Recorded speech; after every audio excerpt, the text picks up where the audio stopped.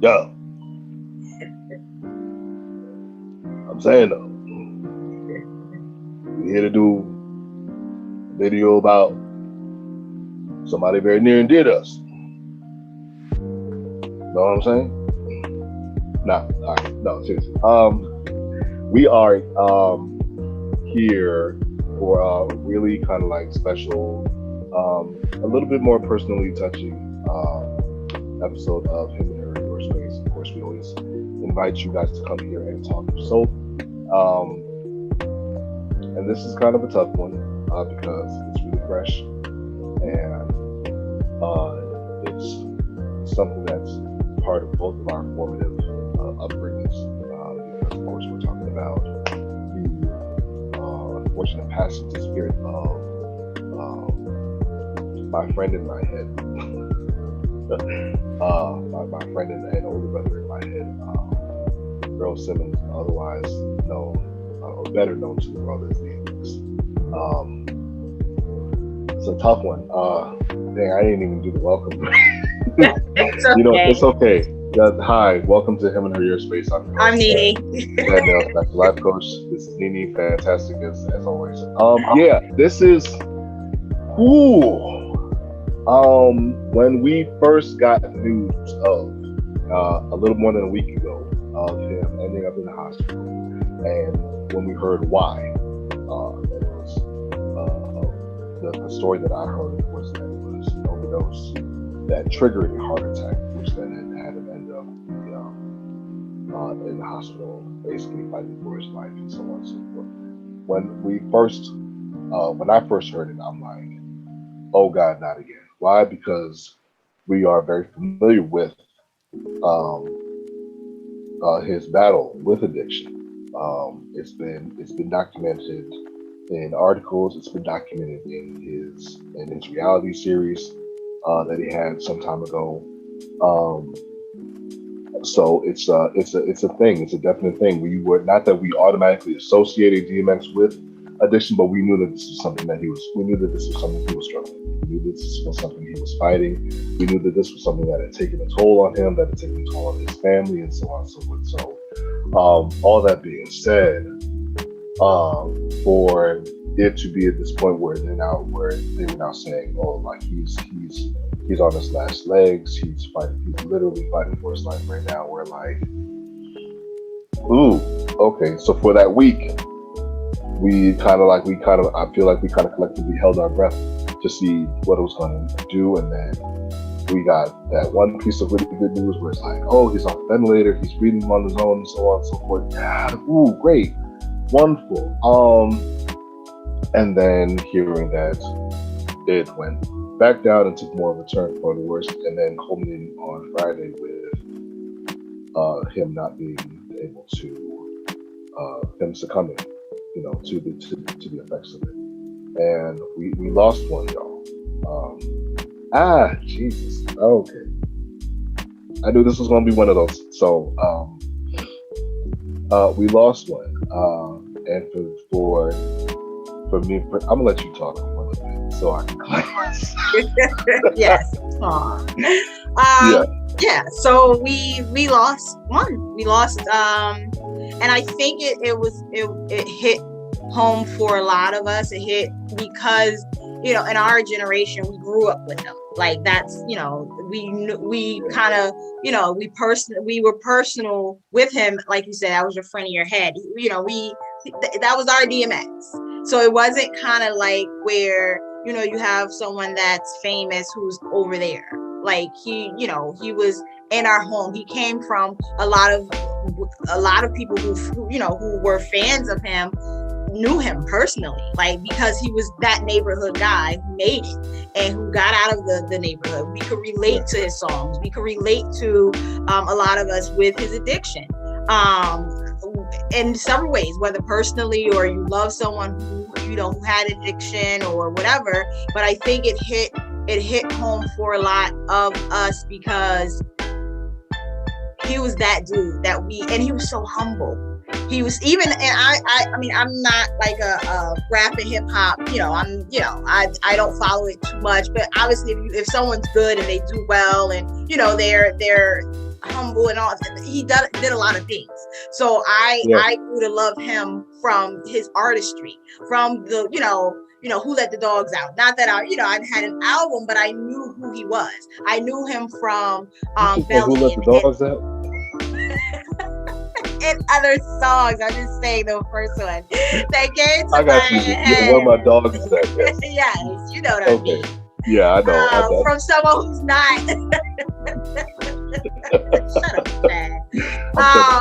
Who, he was, a great actor. He did all of these things, and he was relatable. He was relatable to many. He was. Yeah. He was. I know. For me, when I first heard him, I was like, "This is different. This is something I can relate to. This is something that I think, for maybe one of the first times in my life, had me touch into some of the quote unquote darker aspects of myself, and actually be all right with them. Because this was somebody who took the light. That was that was a super huge part of his." Of how he presented himself, both as a man and artistically. He was this guy that took the best and quote unquote worst parts of themselves and put them together and said, "Hey, here, this is me." And I think a lot of us would probably benefit from doing the same. He made a name for himself. He put this, his corner of New York on the map. He put Yonkers on the map. He put White Plains on the map. And then went from being this singular force to then being the head of Rough Riders and bringing people on, and people who got their start from being in that camp with them that are still going. The Lox is legendary now. Eve is legendary now. I'm trying to think who else. I'll go with those two. I can't even think of the whole squad, but for them to be starting with him and then to have gone down and become legends in and of themselves, of course off their talent, but also being brought on and put on by him. That was a big deal. That was huge. That was huge. He had a one of a kind look. He had a one of a kind sound. Nobody moved like him. Nobody put on shows like him. Nobody was pumping out albums like him at one time. And then even when he started going, I think showing more of that otherness of him, where it wasn't so hard, where it was becoming more artistic, where it was becoming more where the flow switched up some. It still had grit, it still had edge, it still had all that energy, but he was talking about different things. I just shared with you before we started recording. I'm sure a lot of people didn't even realize that he was a botanist. My man loved growing orchids. And I'm paraphrasing one of the quotes that he said. He was like, when I first started growing orchids, he thought that what he needed to do was give them, best quality water, best quality soil, and so on and so forth. And then come to realize, he was like, I realized all they needed was time and attention. So there's wisdom that's coming from him that you didn't hear from a lot of people. And it was really awesome for him to really kind of like put a lot of his life for us to see. One of the reasons why we're so familiar with his battle, not that it was leaked it wasn't leaked by TMZ, it wasn't leaked by Entertainment Tonight or Entertainment Weekly or whatever. He told us.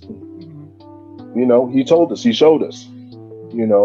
And some of those, you can listen to some of his prayers, and he would talk about it in them.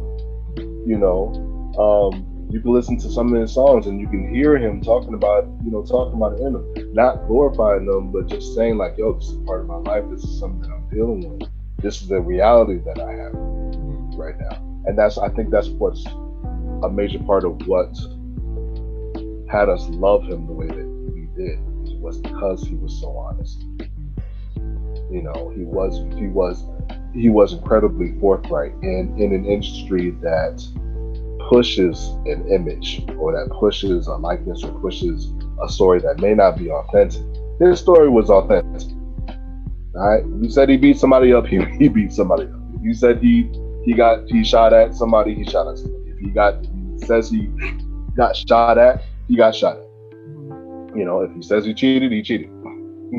Or if he messed around with these women, most likely he did. We could take what he said to the bank, and that was part of his appeal, his realness. What would be one of your defining moments of him, for you? For me, I didn't realize, and sadly, because I'm not a hip hop girl, I'm not a rap girl or whatever. But I knew him obviously because he was DMX. But I didn't realize how spiritual he was. Like that he has such a strong relationship with God, which is awesome. For me, I think that I saw him, I want to say 2 years ago, maybe on Iyanla Vanzant, and how that whole scenario played out.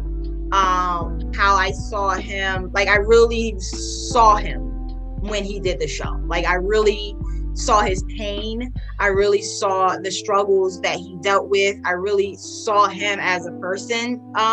Then again, because I don't follow the music or whatever, but I saw Earl Simmons during the interview with Iyanla Vanzant, and I never, because people have a tendency to put people in a box, put addicts in a box. Oh, this is their fault because they're an addict, whatever. I saw his true self then, and I think that's when I started to like really pay attention to who he was as a person and not as an artist. Because I never glorify artists, because behind all of that, behind all the lights and the glam and the glitz and all that, is a true person. And I guess it comes from a life coaching perspective as well. I never paid attention, and I never idolized him as a person. I never fell in as an artist. I never fell in love with him as an artist, but I fell in love with DMX as a person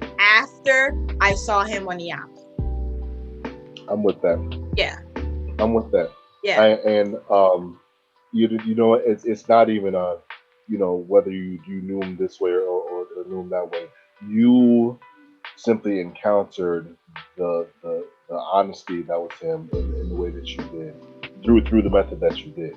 Whereas many of us encountered him through the music and also through that. And it's funny that you see, if you were to go back, learning about him the way that you did you go back and hear some of the music and find a common? Did you find a common space? And when I say common space, I mean like for what you saw in his interview with Iyanla, were you seeing parallels of that in his music? Oh, absolutely. And I know his music. Like I know like if you cannot not hear his voice and not know absolutely. That that's him. So I know his music. I know what's played in the clubs and what's played on the radio and stuff like that. So I knew who he was. I just didn't know who he was. I get it. If that makes sense. So listening to the interview and then obviously playing back the music or looking at other interviews that he did with people that he had with other people, or just him speaking or whatever, absolutely there were parallels between the two. And the fact that when you said that he was very genuine in what he said as a person, like, this is what I did, this is who I am, I'm peeling back all this stuff and I'm showing you who I am. Absolutely. And you can see that in his music, in his acting, all of that. Absolutely. I'm sure you've probably seen this. A lot of people see the parallel with him being on and also Aaliyah being on, and they acted in, I think, 2 movies together. And then to hear a lot of people from the industry or related to the industry speaking on it, like Aaliyah's mom released a comment on it. If I'm not mistaken, Funkmaster Flex, who is one of our local DJs, of course, he put out some message saying like, yo, for the industry to say that they loved him, why didn't they do more to get him help? And I have my perception on that as well. Oh yeah, of course. Of course. So I was on Facebook either yesterday or Friday, and a similar, I don't know if it was regarding that his statement, or if it was just a statement that it was because it was a part of a group where they said that, was it Master P? I think it was somebody, and don't quote me on this, y'all, said that that hip hop didn't do enough to help him, or didn't do enough to support him. Yeah. My response to that is, it is not hip hop's job to help talk about it. Someone get over an addiction, right? If someone doesn't want to, or doesn't have the will to, or doesn't, like, even if Jesus came down right now and said, you know what, you need help, if that person isn't ready to get help, there's nothing that anyone can do. So my thing is to supply support to someone who's not ready for it. Yes. It doesn't mean anything. If the person isn't ready, if the person hadn't had enough of what they were dealing with, then it doesn't matter. And I'm talking from the world of life coaching. I'm talking from living with it, growing up as a child. Yeah. I'm talking about loving someone who was an addict and unfortunately passed away recently. So it comes from a place of, you can supply as much support and as much help, go to many meetings, go to as many what do you call that, rehab visits, or whatever, and if that person does all of that and still isn't fully committed to recovery, it doesn't matter, because you can be supportive as much, that it's up to that person to say, you know what, enough is enough is enough. So I don't agree with that. That's absolutely it. Yeah, that is absolutely it. Mm-hmm. And especially for it to have been as public as it was. I definitely agree with you on that. For it to be for him to be as upfront with it as he was, I'm sure there could have been plenty of offers to be like, to Mr. Simmons, we saw you talking about it. We're going to offer you, free rehab. We're going to, have somebody come out and talk with you, this, that, and third. So, but if you say no to all that stuff, if you're somebody who's in a position that says no, not saying that he did, but if you're exactly like you said, if you're somebody who's in a position where they don't see the way out, even though a way is being presented to them, they don't align themselves with it. This is us going into the coaching like we do. They don't align themselves with that reality to be able to say, oh, well, perhaps this is an option that I can take. Or, perhaps these meetings do help. Or perhaps this rehab can help. Perhaps I can work my way down from it with somebody's offering. If you can't see that, people can wave it in front of your face all they want, and you won't quote unquote see it. For whatever led him to partake of it again. And I have seen one story that was saying he didn't even realize that he was taking it. I have seen one story that said that he was just smoking and somebody laced his stuff. I have seen that one story. I don't know how much validity there is to it, but it's been put out there along with several other stories. So I have seen that, and I gotta tell you, now that I'm sitting here thinking about it, I'm gonna dip into my conspiracy bag for just a second, just a hot second. Michael Jackson also went at 50. Michael Jackson. He also went at 50. Mm-hmm. All right, by some misappropriation or miscalculation of how much drugs went into his system, or this, that, and the third. And that was on the verge of him doing something really big. He was about to do, I think, what was going to be his biggest tour. And then that got snuffed down. And he was about to, I think Michael Jackson was about to buy Sony, or some portion of Sony that would have had him be like majority stakeholder or something like that. Was it Michael? I'm gonna double check that. I'm just saying, all I'm saying is it seems a little odd that a lot of our people a lot of our top people go around that age. Hmm. You know, Prince was around that age. Michael was around that age. Michael was around that age. DMX was around that age. Whitney was, I think, a little bit older, but still right around that age. And it always seemed to be just prior to them doing something, you know, or taking it up another level. It always seemed to be prior to them doing that. But I'm gonna digress on that. I don't have enough. It's just a thought. I'm thinking out loud. Or you did conspiracy theorists. Just a tad. I am mostly level-headed life coach. I have a tinge of just a tinge Conspiracy theorists. You know, just enough. Okay. Yep. But yeah, so yeah, to just kind of like sum it up, like we said in the beginning, condolences to his friends and family, to his loved ones, of course, to his ex-wife, to his current wife, now widow, and to the fellow fans and to the fellow people who looked at him as a role model, as an older brother, as just somebody who you could vibe with, in your head. To those of us who look at him like as an example of what we can do when we take all the parts of ourselves and put them together, which is like the biggest lesson that I got from him. One of my favorite songs from him to this day is "Stop Being Greedy," where he flipped back and forth between the good part of him and the bad part of him. Which actually started a trend around that time, because nobody was doing that before he did it. But yeah, it's a sad fact. Even for you not to know them personally, and I'm sure for a lot of people that have passed to our celebrities, even for us to not know them, there is still a measure of connection to be had and to be felt in dealing with them, or in dealing with them passing, going on to spirit and transitioning, and you're left with all these memories, not that you shared with them directly, but that you had because of them, and things that have influenced you.